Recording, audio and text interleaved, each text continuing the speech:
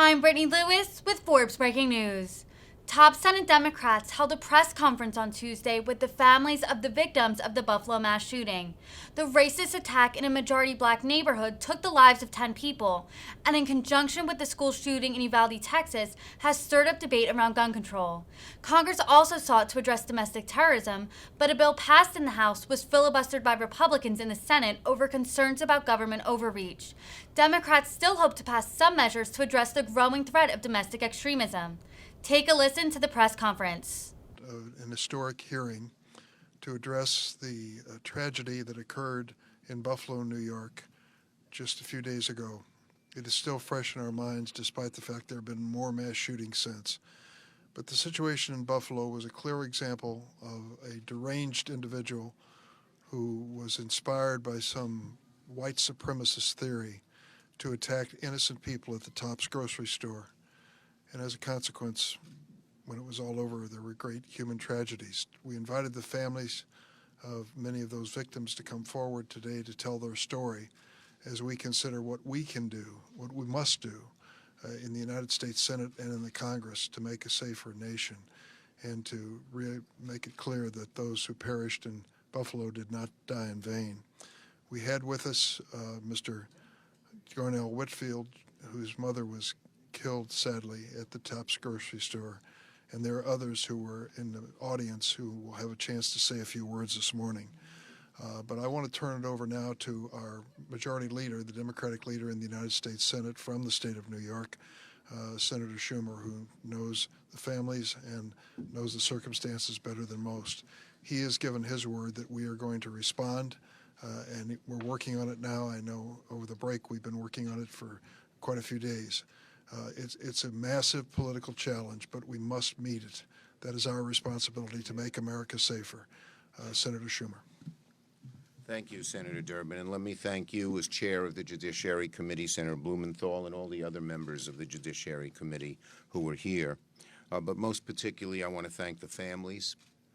Can you imagine how hard it is being here, having lost a loved one, having lost a whole community, having been on a peaceful morning, everything looked fine, and then you hear what happened.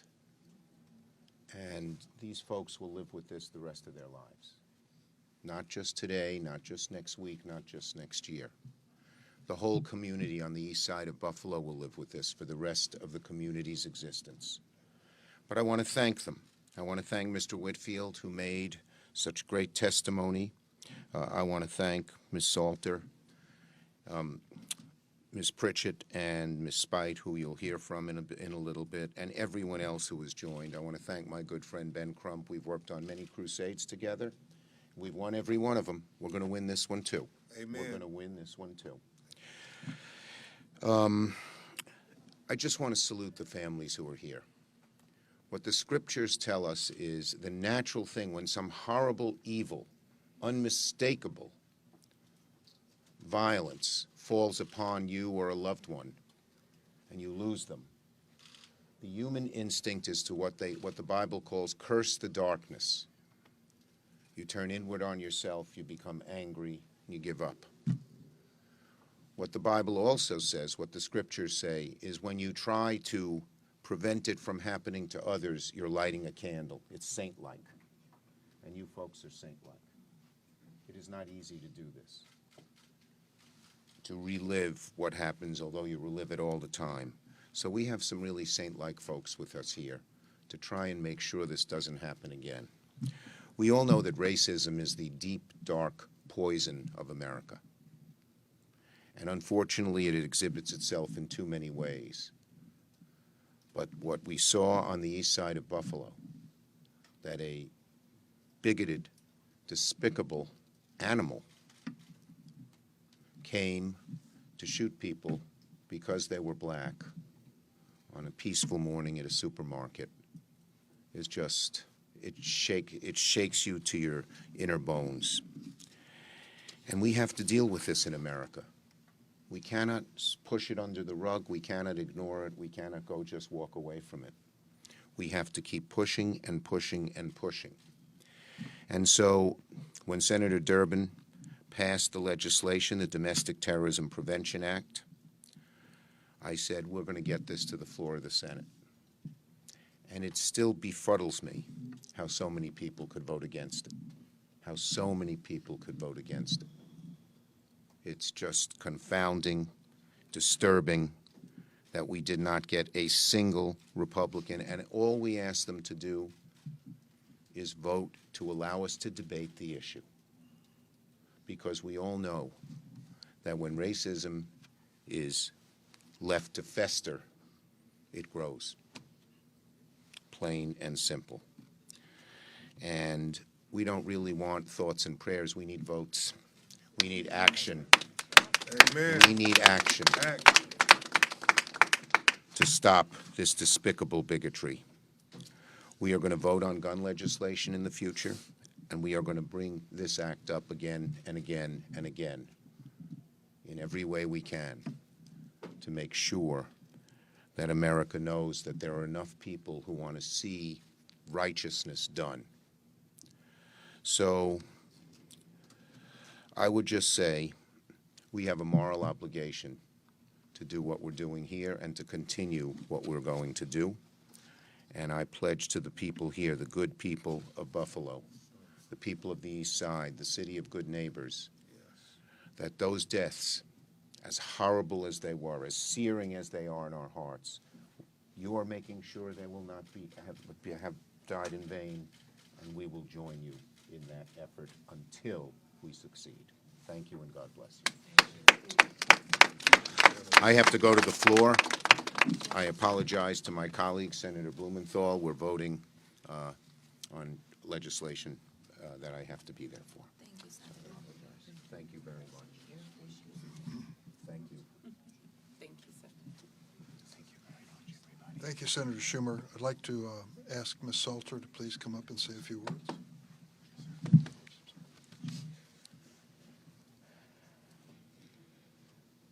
Good morning, good afternoon. I am here today on behalf of my family, the Salter family. I am here on behalf of my husband, Aaron Salter, who died in the line of duty. My husband cared for the people at TOPS. He cared for everybody. And he showed that in giving his life for everybody. I am asking the Senate for their support, not only for me and my family, but for all the families who are affected by mass shooters. Amen. I stand here today to give honor to God for enabling me to be able to be here to talk about it. I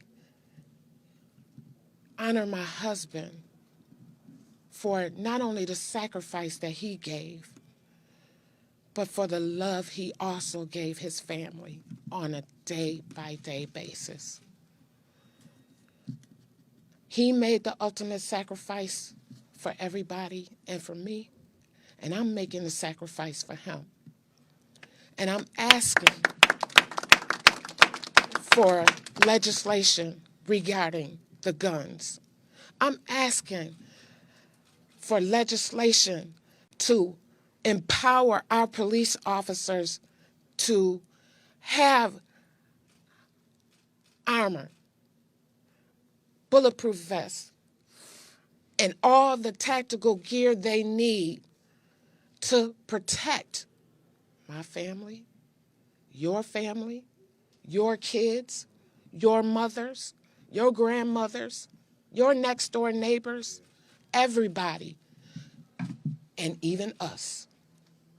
When we go out to the store, when we go out to church, when we go out to water our lawns, anytime, we need that same safety. We need that same security.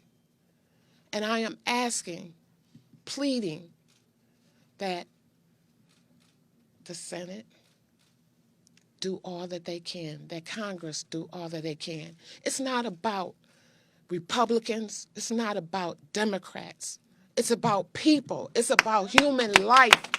It's about our existence. It's about our democracy. And for that,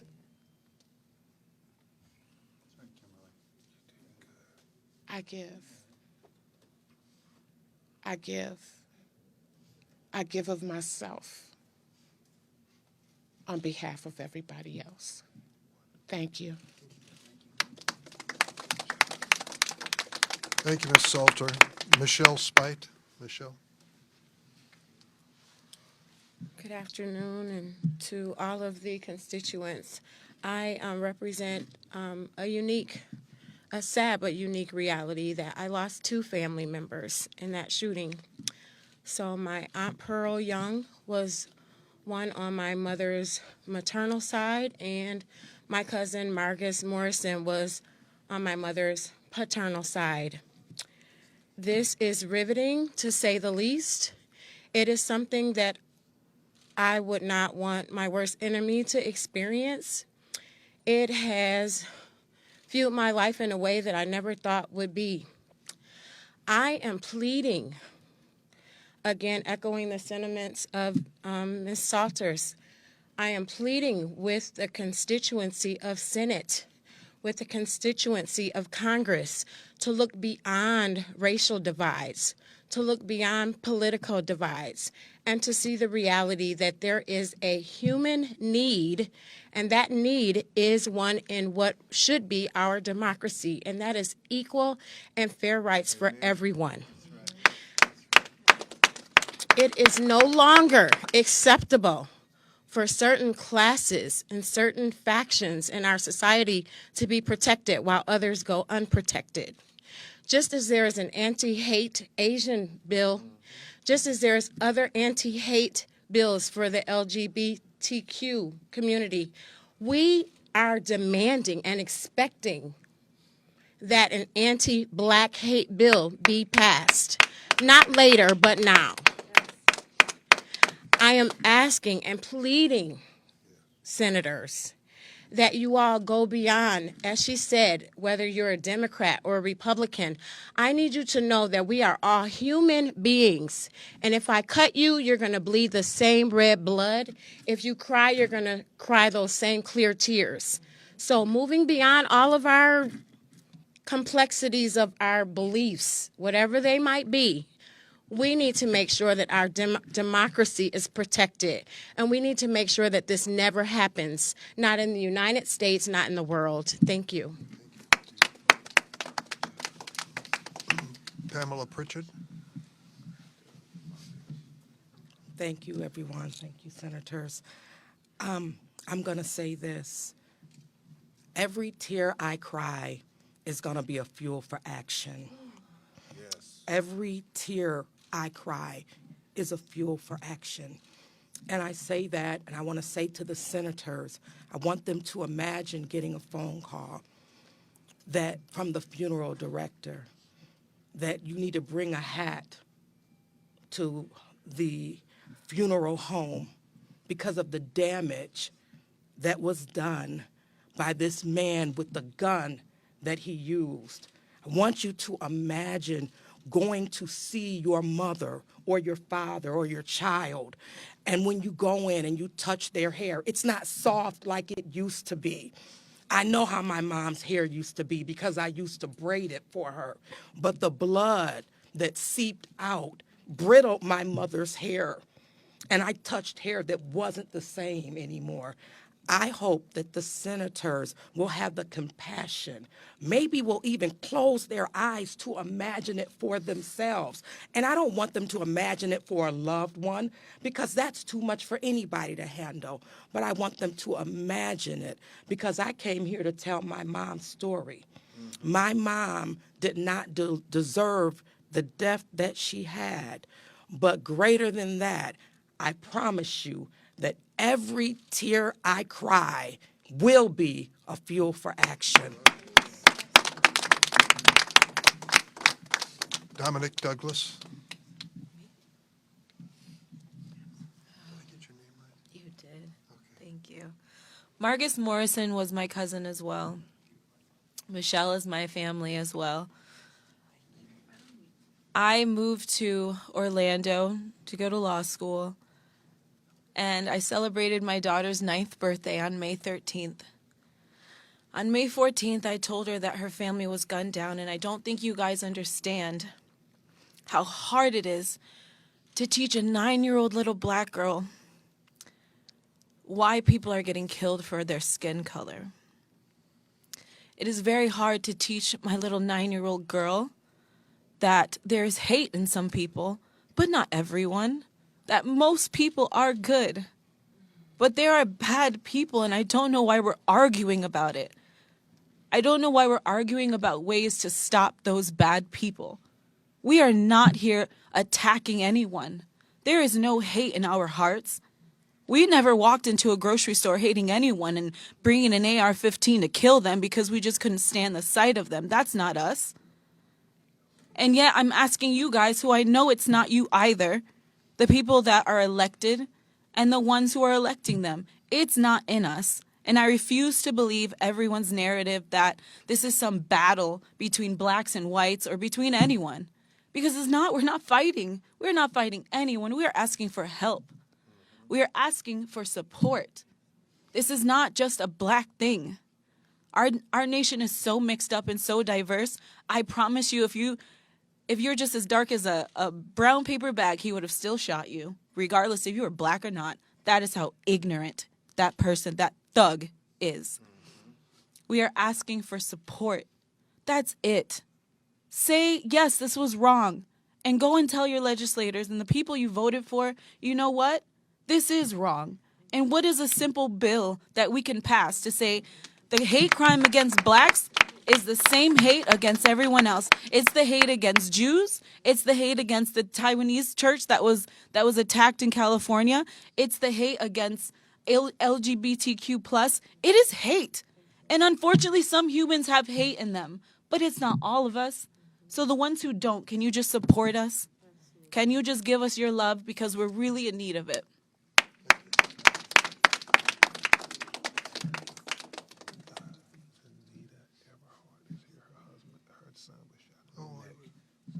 Anita Everhart.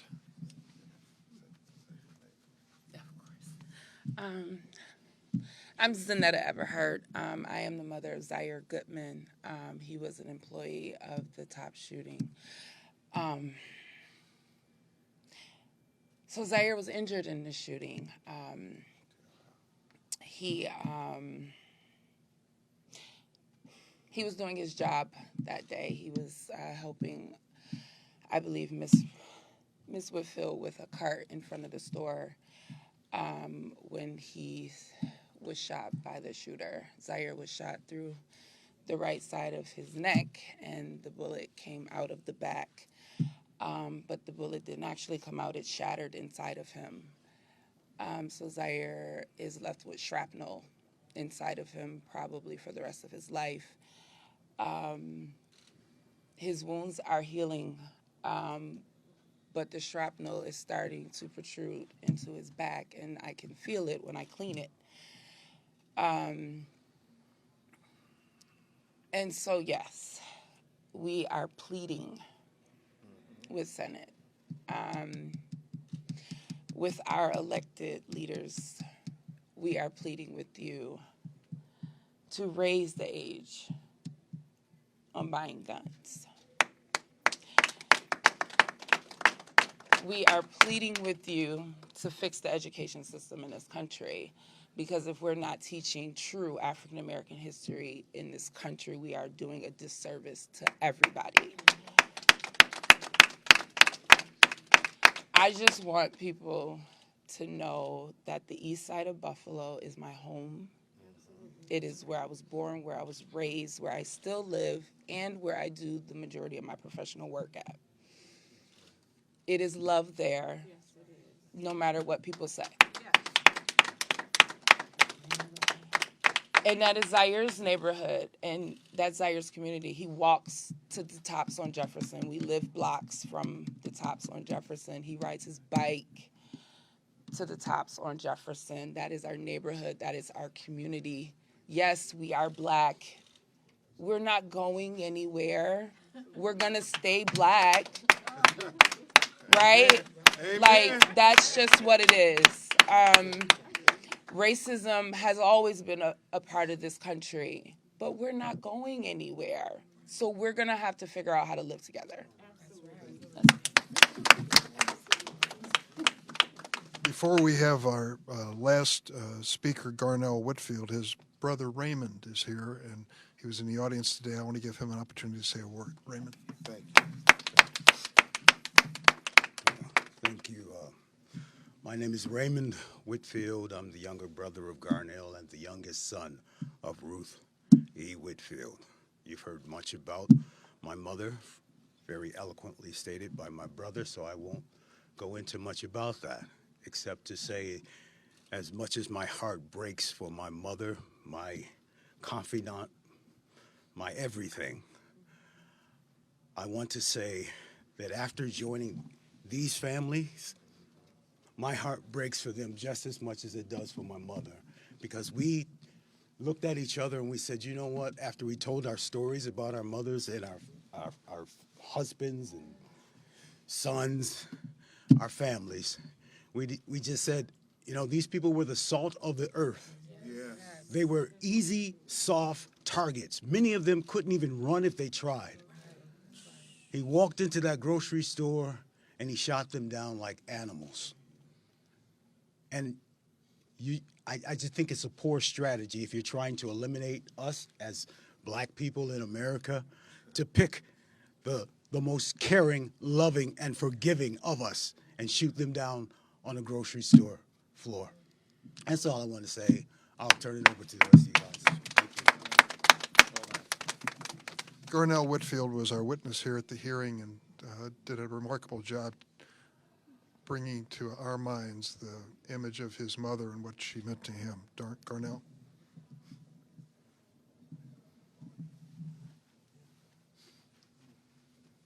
Thank you.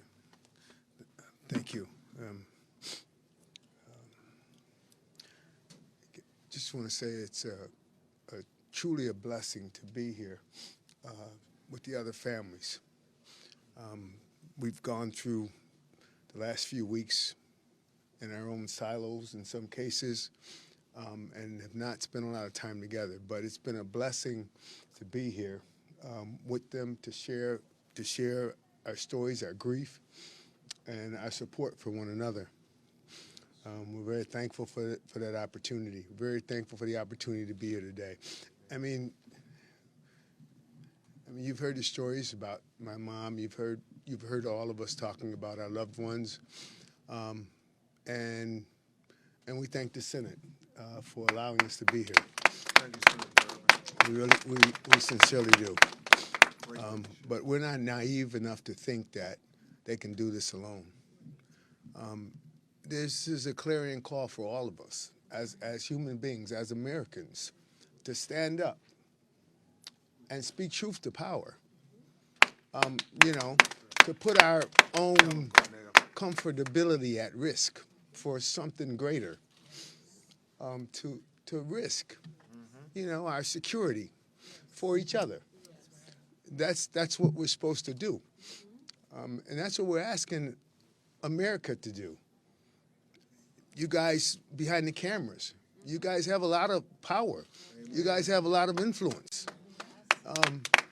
You're here covering us, but there's a lot of other people who don't support what we're trying to do here. We need to hold them accountable. Amen. You can help us with that. We expect that you would do that as good Americans. So we're not here asking for handouts. We're not here asking for favors. We're just asking to level the playing field. Treat us like human beings. That's all. We don't need handouts. You hear a lot of banter about different things. It was hard to sit through some of this hearing. I mean, it was hard to sit silently, and you see none of them here today. None of them here. I mean, they said what they said and they ran out. But go chase them. Go find them. Make them answer some tough questions. I mean, you guys are asking us about what you think our solutions, how to fix this thing. That's their job. If they're not going to do their job, then they shouldn't have the job. So we're just asking for your support, for your prayers, and we're going to stay strong. Amen. We're going to stay strong. Thank you.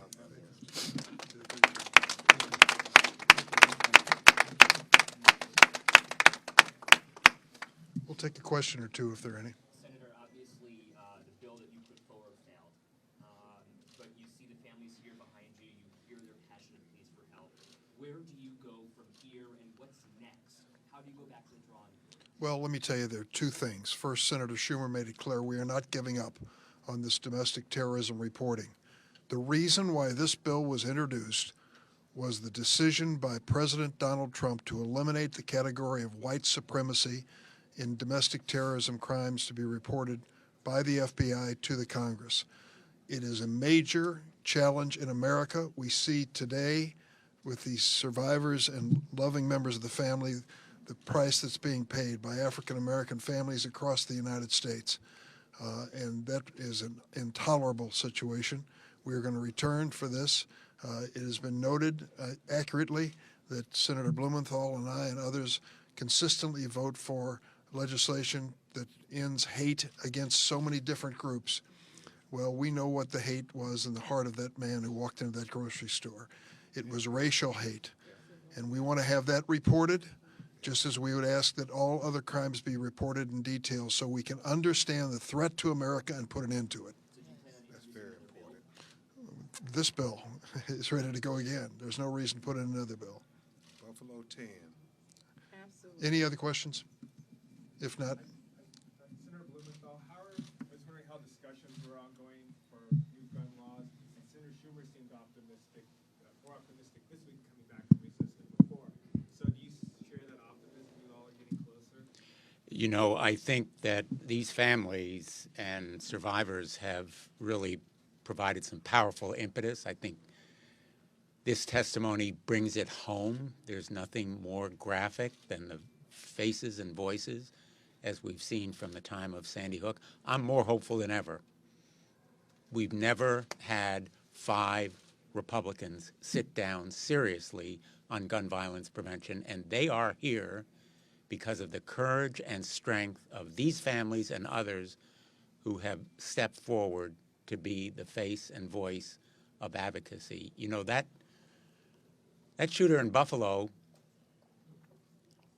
chose the aisle of that supermarket not because he wanted to buy bread or milk, but because of the numbers of people he could shoot more quickly with an assault weapon.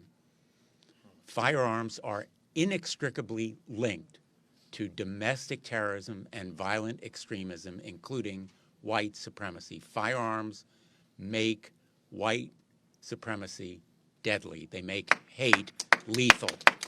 And that's why this kind of eloquence and power, I think, will help galvanize and crystallize our continuing efforts and working dusk to dawn, particularly on a red flag law that would separate people like the Buffalo shooter from a firearm when he is giving signs he's going to kill people, whether it's because of white supremacy or derangement or some other reason. But there'll be other elements that we're hoping to land, and I just cannot thank enough Mr. Whitfield and all of the folks who are here today. Senator, obviously the red flag laws in New York, though, there are red flag laws in New York already, and the red flag laws didn't necessarily work in this case. So how do you close these loopholes? Red flag laws need to be enforced.